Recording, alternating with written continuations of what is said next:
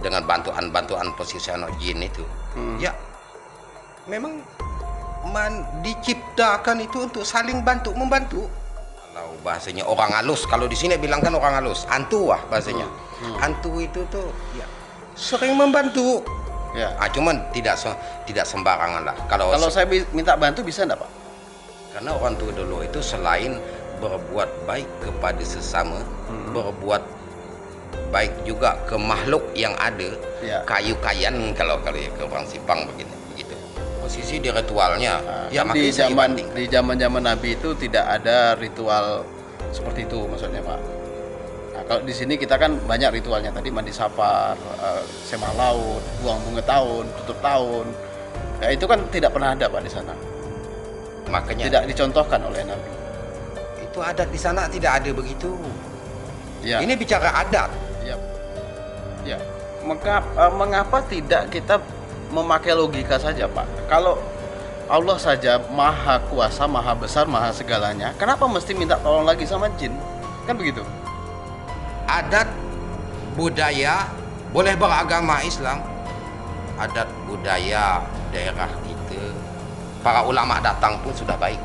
Ya. Jangan rendahkan derajat Tuhan. Dikit-dikit minta tolong dengan Tuhan, mentang-mentang dia punya kuasa, tapi dengan kata hal lainnya kita memerintah. Ini nih pakai hakikat 2 kalimat syahadat. Ini lam jelalah nih. Yang dibuat. Oke. Jadi punya ini kan ada bahasanya 1, 2, 3, 4. Cuma dia bagaimanapun sama juga. Sebelumnya dia memberi salam kepada tanah juga. Oke. Memberi salam, memberi anuan kepada dewata. Dewata itu kan kalau kita ya Tuhanlah dia. Esensinya begitu. Jadi ini kembali kepada orang yang mengatakan bahwa ritual-ritual tersebut adalah perbuatan musyrik. Mereka harus banyak belajar. Bismillahirrahmanirrahim. Assalamualaikum warahmatullahi wabarakatuh. Alhamdulillah malam ini kita dapat berjumpa lagi Pak Gusti Bujang Mas di acara podcast tentang tema malam ini adalah mengenai ngumpan hantu, memberi makan hantu. Nah, ini isu yang sensitif ya, yang sering dikemukakan ya oleh para netizen terutama di media sosial. Hal-hal yang berbau tradisi kaitan dengan misalnya ritual-ritual tertentu yang diasumsikan memberi makan terhadap jin ataupun hantu dan sejenisnya. Nah, kita kembali kalau di Kalimantan, khususnya di daerah Kayong Utara, di bekas kerajaan Simpang Matan dan Tanjung Pura, ini memiliki banyak tradisi ya, Pak ya. Iya. Ya, salah satu tradisinya itu ya misalnya ada ritual mandi safar ya kan, ada ritual buang bunga tahun, ritual apa lagi? Tutup tahun, kemudian apa lagi, Pak? Ini yang di Karimata itu semah laut ya kan. Ya. Nah, terus banyak lagi, Pak ya. Bahkan ketika penyakit apapun ada ritual pengobatan yang nanti akan membuat sebuah ancak ya. Kalau orang sini bilang tuh ancak ya. Ancak atau kalau di bahasa Indonesianya sesajian. Atau kalau Jawa itu sesajen ya para sahabat. Nah, itu nanti dipersembahkan untuk sesuatu makhluk halus gitu ya maksudnya ya. Nah, ini kan kita kupas karena memang biasanya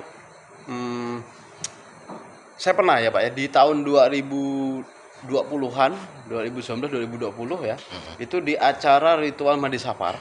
Kita posting di Facebook, kemudian setelah itu ada yang komen bahwa ini syirik, ya kan? Ini pekerjaan syirik, ini musyrik gitu kan? Karena ada ritual mengumpani.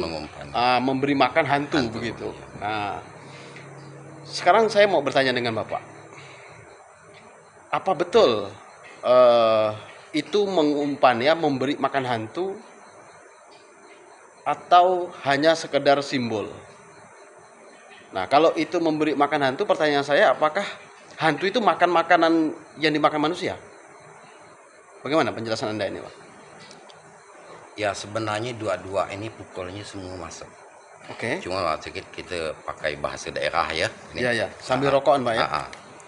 semuanya dua-duanya posisi masuk. Cuma kalau agama kita ini berkaitan dengan agama, agama harus masuk pandangannya secara agama. Oke. Kalau secara agama ini adalah sebuah simbol, sebuah simbol, sebuah ritual ini karena di sini kemungkinan pernah kita bahas sebelumnya ini tentang nasar, apalagi menyangkuti menyangkuti ancak segala macam ini. Ya, Ini sesajian. ada sesajian. Ini ada filosofi tertentu. Jadi bukan asal-asal melihatkan nasi ini umpalan tu. Tapi kalau kita bicara mau berdukun barangkali ya nyenggol hantu juga, ya boleh. Sekarang tinggal Bapak ya larinya kemana? Kalau bilang maksud saya begini tadi pertanyaan saya, itu sesajian itu atau ancak-ancak itu yang isinya nasi, ayam apa segala macam itu diuntukkan untuk siapa? Saya ambil konteks untuk antu. Untuk antu. Untuk antu. Kan dalam Islam kita tidak boleh, Pak, untuk bekerja sama dengan hantu. Bekerja sama dengan jin. Karena dalam ketauhidan Islam itu saya dulu pernah belajar, Pak, di Sanawiyah ya. Kita hanya percaya kepada kekuatan Tuhan yang Maha Esa, Allah Subhanahu wa taala. Jadi, untuk apa kita mesti kasih makan hantu, kasih makan jin? Minta tolong dengan hantu dengan jin maksud apa? Ujung-ujungnya nanti. Ya, nanti ujung-ujungnya bisa seperti itu. Seperti itu. Jadi kan bisa syirik juga. Karena kekuatannya adalah kekuatan di luar kekuatan selain Allah. Jadi saya ambil begini, Pak. Kalau bicara konteks syirik, halal, haram. Kalau bicara syirik ini sebenarnya bukan hak prerogatif manusia. Ini hak prerogatif yang Maha Kuasa. Yang menilai. Yang menilai. Ya. Yang menilainya. Kalau memang barangkali dibilangkan syirik segala macam. Cuma begini. Ya. Kita perlu ketahui. Allah itu menciptakan bukan hanya manusia. Ya. Bahkan mungkin saya ada sedikit tahu dengan ayatnya.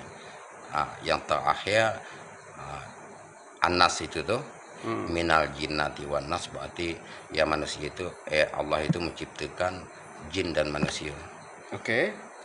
Jadi selain daripada manusia juga jin. Ini bagian daripada makhluk. Jadi daripada makhluk. Jadi kalau memang dibilangkan syirik, harus minta tolong kepada Allah saja.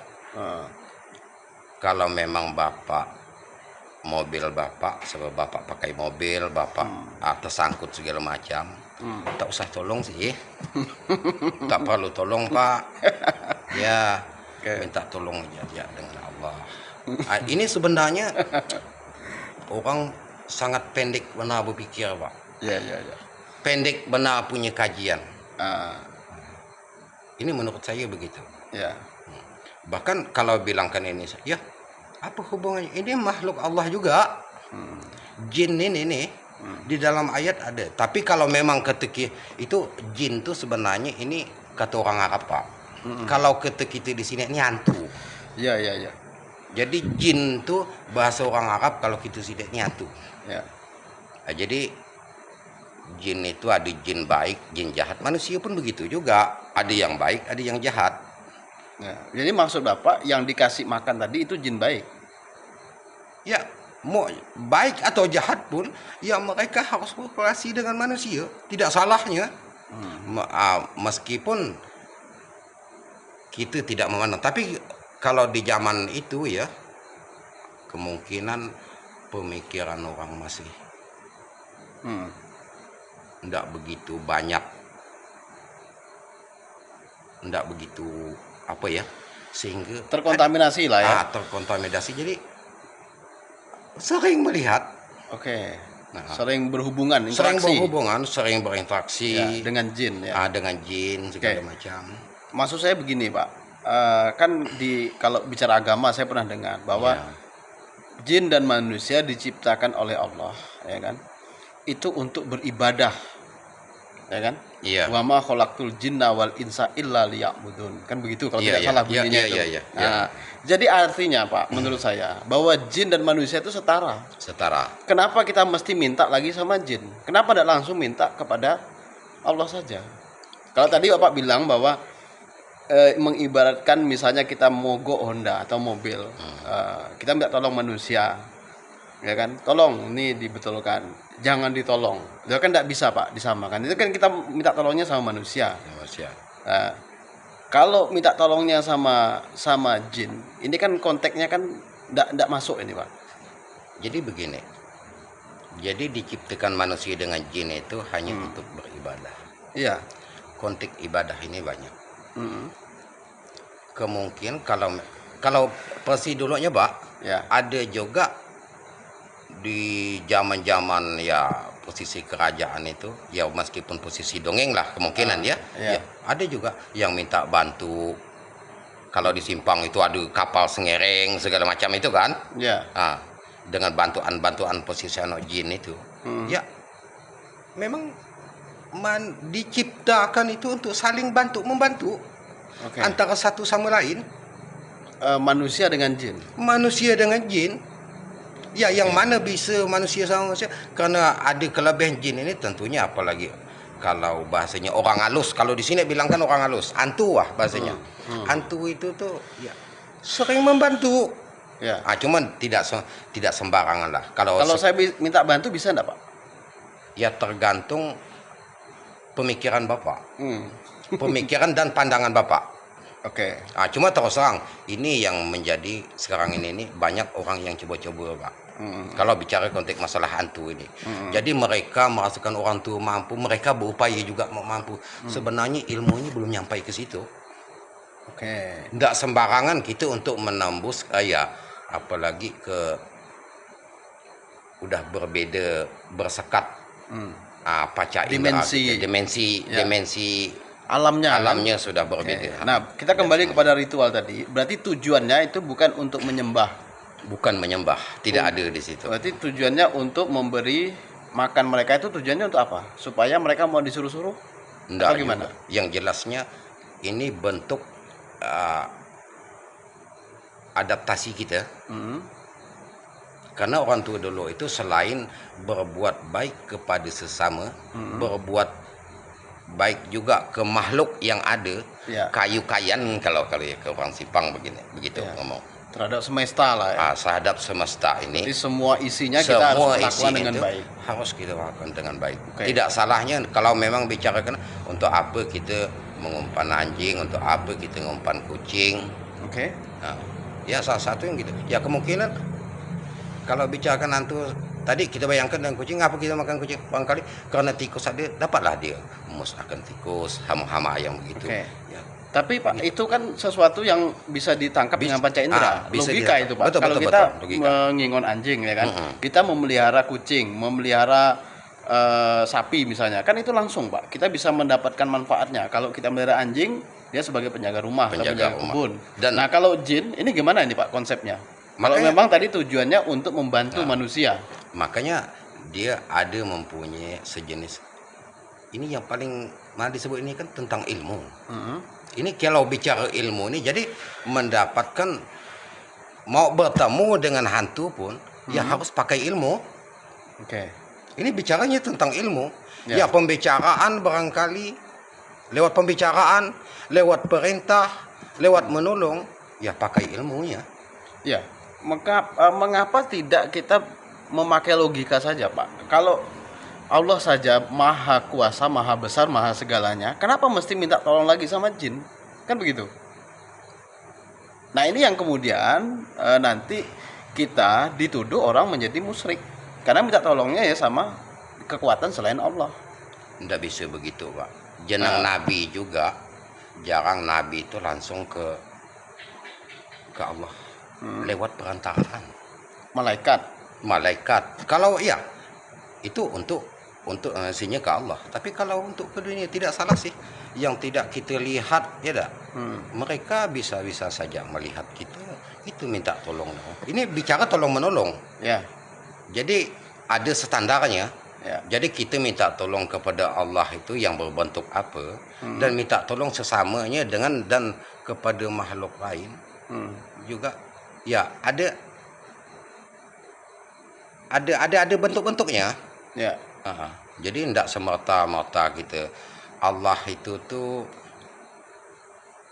dia menciptakan manusia itu untuk menjadi khalifah supaya untuk mengelola, menata muka bumi ini sebaik-baik mungkin.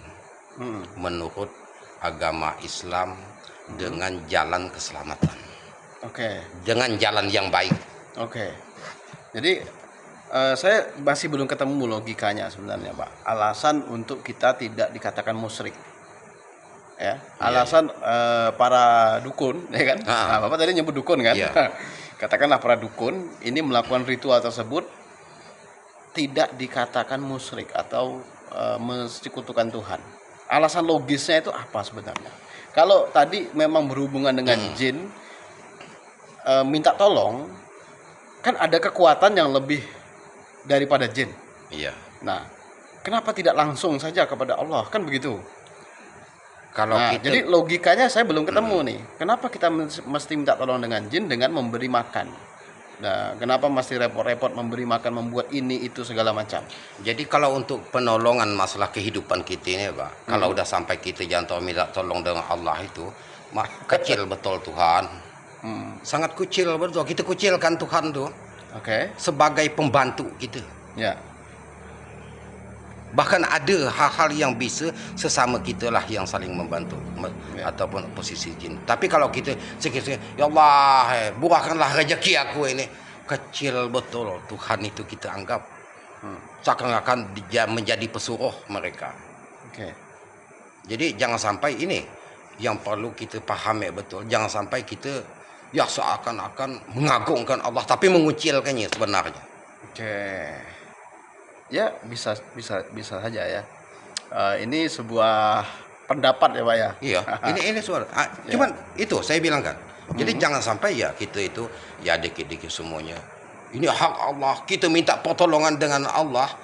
Ya, tapi secara logikanya kita mengucilkan Allah. Kita perintah sana sini.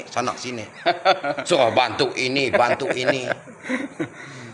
Ya, berarti yang saya tangkap begini, Pak. Artinya mereka yang melakukan ritual ini, kita ambil kebijaksanaannya adalah bagian dari harmonisasi hubungan antara manusia dan alam.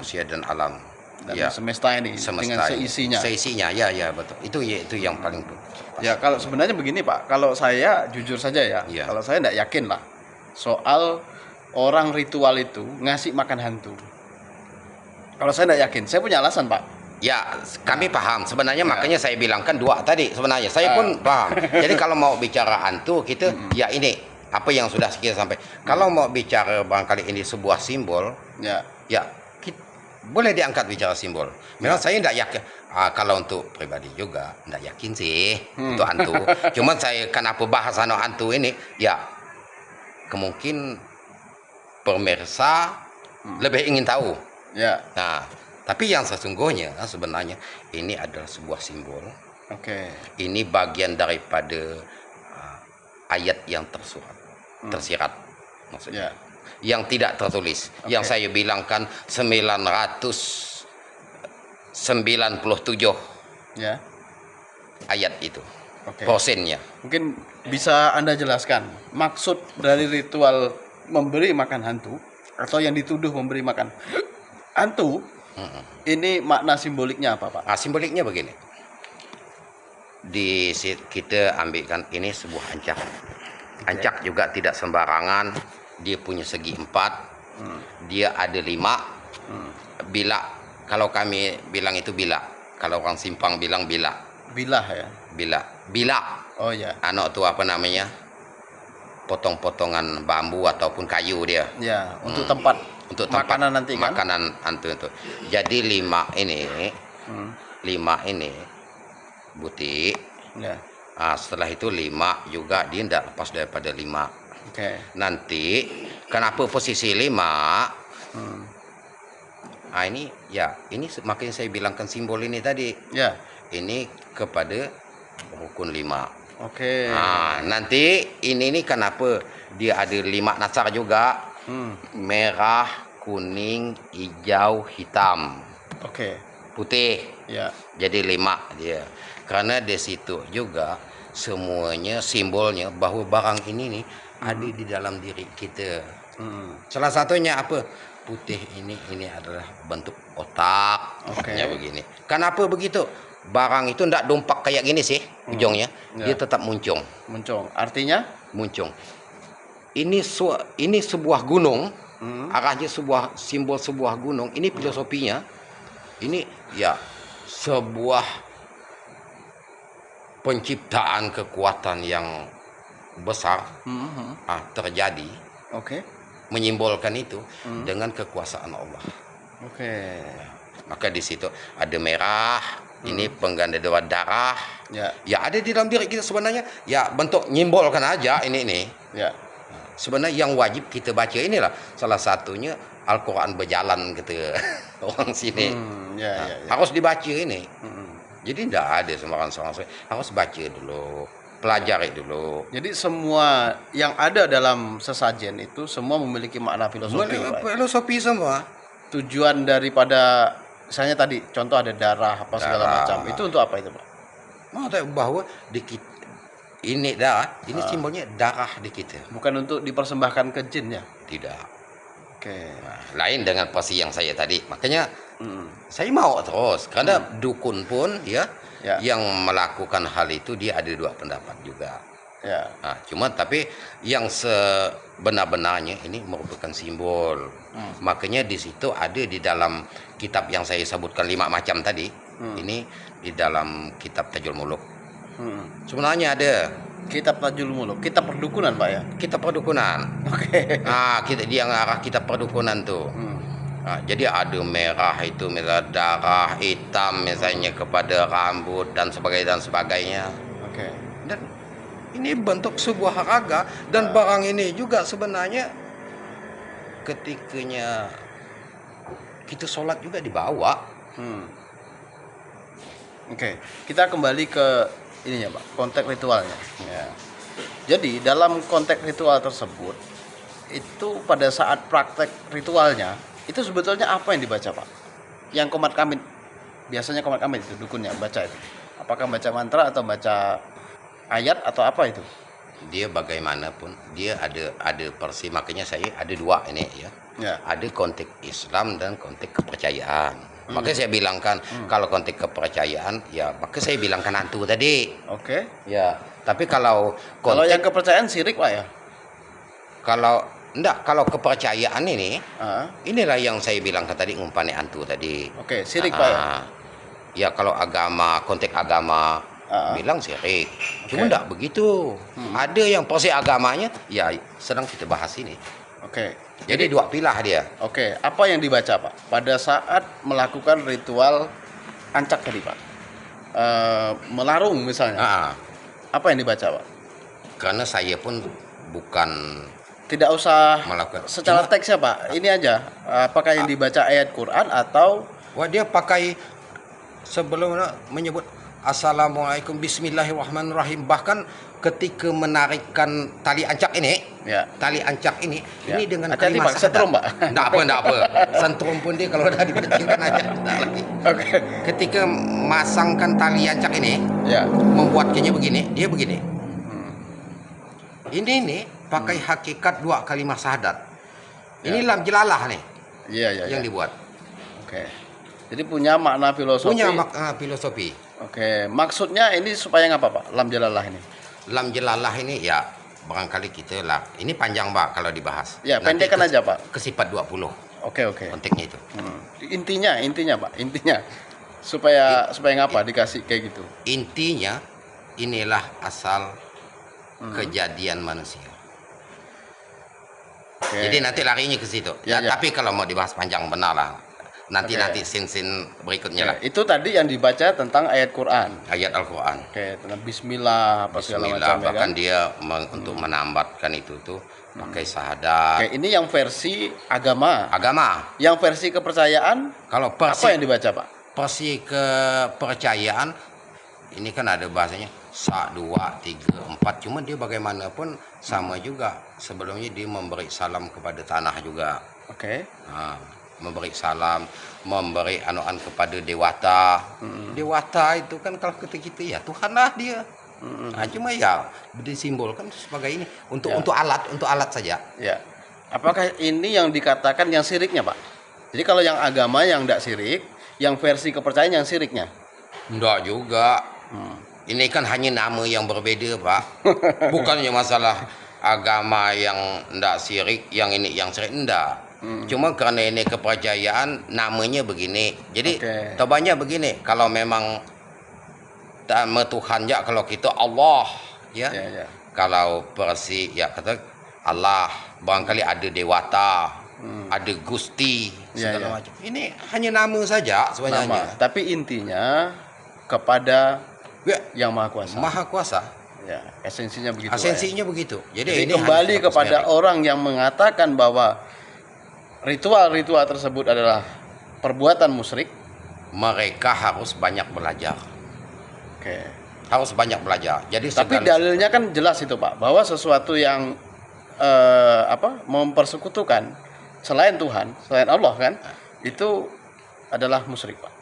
Gimana, Pak? Bentuk untuk mensekutukan di situ tidak ada. Bentuk untuk mensekutukan Allahnya tidak ada di situ. Tidak ada bentuk untuk mensekutukan. Sekarang yang bentuk yang disebutkan persekutuan itu seperti bagaimana? Kerjasama barangkali dengan hantu tadi. Kerjasama dengan hantu tadi. Ini kan bagian kita. Anggapannya begitu.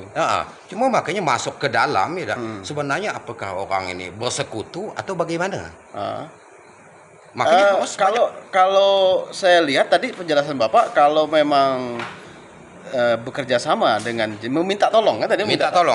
Itu juga bisa dikatakan bersekutu, Pak. Enggak juga. Ini namanya minta bantu. Minta bantu itu ya dengan siapapun kita bisa bantu. Jadi jangan sampai kita dikit-dikit ya karena barangkali. Tapi ya tidak salah juga, Pak, kalau mereka mengatakan bahwa perbuatan tersebut syirik, Pak. Karena mengartikan bahwa ketika si dukun, para peritual ini melakukan ritual tersebut, itu minta bantu dengan jin. Mempersekutukan artinya. Itu versi mereka, ini tafsiran. Ini bicara tafsiran. Iya, tafsiran. Nah, ini tafsiran. Ya oke saja bagi mereka. Cuma tolong sebelum mengatakan barangkali ini syirik, tolong masuk dulu, belajar dulu. Barang ini ya kalau kita tidak belajar, ya kita sembahyang saja. Apa sih mau kita sembahyang? Yang mau kita sembah itu apa? Tuhan, Pak. Tuhan. Seperti apa? Ya kan tidak kelihatan, Pak. Enggak kelihatan. Wah, berarti mensekutukan juga. Kalau memang pandangan kita kemana-mana. Kenapa begitu? Bilang, belajar dulu biar tahu. Kan begitu. Sama juga dengan ini. Terus ada yang bilang karena ini perbuatan juga tidak dibuat oleh Nabi, Pak. Kalau bicara tidak dibuat jenang Nabi. Nabi itu tuh umurnya berapa tahun sih? Dan dunia ini berapa tahun? Perjalanan kehidupan tuh lebih panjang daripada umur Nabi.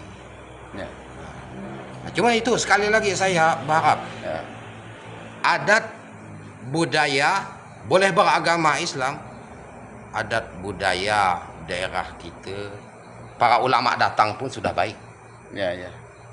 Ingat itu. Oke, kalau itu sepakat, Pak. Nah, kalau udah sepakat itulah dia. Cuma ada cumanya, Pak. Silakan. Kembali kepada pemurnian pemurnian akidah Islam. Jadi ikut Nabi kan begitu. Kalau semua ikut Nabi, kita susah. Nggak usah naik pesawat, harus mau pakai apa ke sana. Mau pakai apa? Nah, ini konteksnya kan di dalam ibadah, Pak. Iya, bukan fasilitas, Pak ya. Sekarang bicara apa yang tidak ibadah? Ya tadi di ritualnya. Posisi di ritualnya. Kan di zaman Nabi itu tidak ada ritual seperti itu maksudnya, Pak. Nah, kalau di sini kita kan banyak ritualnya tadi, mandi safar, sema laut, buang bunga tahun, tutup tahun. Ya, itu kan tidak pernah ada, Pak, di sana. Makanya tidak dicontohkan oleh Nabi. Itu adat di sana tidak ada begitu. Ini bicara adat. Iya, Pak, betul. Bicara adat. Karena kita di sini pakai para ulama saja, heran dia masuk ke Indonesia, ya Allah. Penyedah lebih hebat, lebih beradab dari orang sana. Ini bicara tatanan.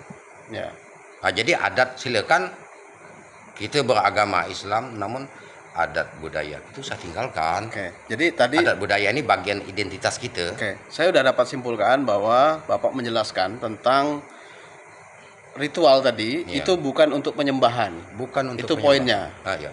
Oke. Kalau bicara pembantu, ini kan kalau syirik itu kan bentuk penyembahan. Oke. Bentuk penyembahan. Kalau bantu ini ya kepada siapa pun kita bisa minta bantu. Bahkan dengan anjing kita minta bantu Dengan Pak, ya? anjing minta bantu. Untuk misalnya kita punya anjing untuk menjaga rumah. Bicara kucing itu mana mau makannya. Dalam Islam mengatakan haram. Cuma haram apa saya tidak tahu. Dia minta tolong dia ngonek kucing untuk nangkap tikus. Minta bantu. Ngapa tidak minta bantu dengan Tuhan? Nah, cuma saya bilang kan, tolong jangan rendahkan derajat Tuhan. Dikit-dikit minta tolong dengan Tuhan, mentang-mentang dia punya kuasa, tapi dengan kata hal lainnya kita memerintah beliau. Oke. Ya, nanti ini bisa dibahas khusus Ya. Pak, ya, soal ini menarik para sahabat. Jadi sudah ada penjelasan dari beliau tentang ritual yang ada dalam buku ini. Salah satunya dalam Hadis Safar ya Pak ya. Iya. Bahwa di dalam buku ini ada istilah membuat ancak atau sesajen. Iya. Nah, menurut sebagian pendapat sesajen atau ancak ini diperuntukkan umpan hantu Pak ya. Nah, tapi tadi Bapak sudah kupas Iya. bahwa sebetulnya ini kalau ada yang bilang sirik, esensinya tadi udah dikupas Pak ya. Iya. Jadi para sahabat semuanya mudah-mudahan bisa dipahami dan ini membuka cakrawala berpikir kita untuk lebih luas dan lebih terbuka Pak ya. Kalau saya tambah lagi sedikit ya. Oke, silakan, Pak. Karena ketika kejadian mandi safar itu antara keberangkatan Daeng Mangambun itu, ya di masa itu berapa ulama, Oke. Waktu itu ada berapa syekh, ini ada Habib Hussein Pak Habib Hussein, ya. Ya. Syekh Kubra udah lewat. Ya, Said Kubra. Said Ya Said Kubra itu satu masa. Satu masa itu Ya. lagi tidak menyirikan. Oke, nah Kak, Nah, ini ada pertanyaan besar kita. Ya, kenapa tidak menyirikan? Mengapa tidak Nah, menyirikan? saya bisa jawab itu, Pak. Ah, Karena pada saat itu Islam baru masuk. Jadi belum saatnya mereka merubah. enggak juga. Logikanya mungkin begitu. Enggak juga begitu. Karena untuk di posisi Matan itu tuh ya Tanjung Puranya udah berapa kali pindah, udah berapa kali ganti sultan. Ya, ada sekitar 300 tahun sebelumnya sudah masuk Islam. Udah ada Islam di situ. Atau mungkin baru proses, Pak. Gitu. Enggak begitu. Apakah sekarang juga baru proses? Ya mungkin Jadi ini Islam tugas, ini tugas kita mengikuti mungkin, Islam iya. sekarang ke atau Islam dari ajaran yang lama? Ini pertanyaan saya.